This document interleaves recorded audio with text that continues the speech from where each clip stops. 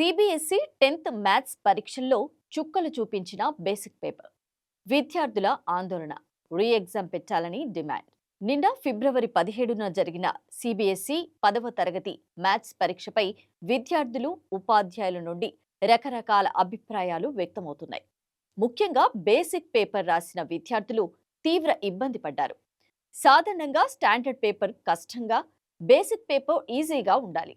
కానీ ఈసారి scene reverse అయింది. స్టాండర్డ్ పేపర్ బాగున్నా బేసిక్ పేపర్ మాత్రం చాలా కష్టంగా ఉందని విద్యార్థులు చెబుతున్నారు. బేసిక్ పేపర్ సెట్ 430/2/2 చాలా కష్టంగా వచ్చిందని, మా స్థాయికి మించిన ప్రశ్నలు అడిగారని విద్యార్థులు ఆవేదన వ్యక్తం చేస్తున్నారు. పరీక్షను మళ్లీ నిర్వహించాలని మరికొందరు విద్యార్థులు డిమాండ్ చేస్తున్నారు. పరీక్ష రాసి బయటకు వచ్చిన విద్యార్థులు పేపర్ కష్టంగా ఉందని కన్నీళ్లు పెట్టుకున్నారు.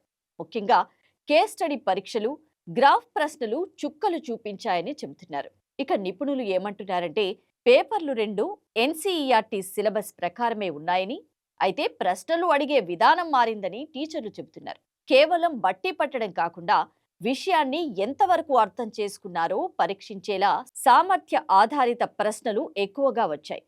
మల్టిపుల్ చాయిస్ ప్రశ్నలు సులభంగానే ఉన్నా వాటిని సాల్వ్ చేయడానికి ఎక్కువ సమయం పట్టిందని నిపుణులు అంచనా వేస్తున్నారు.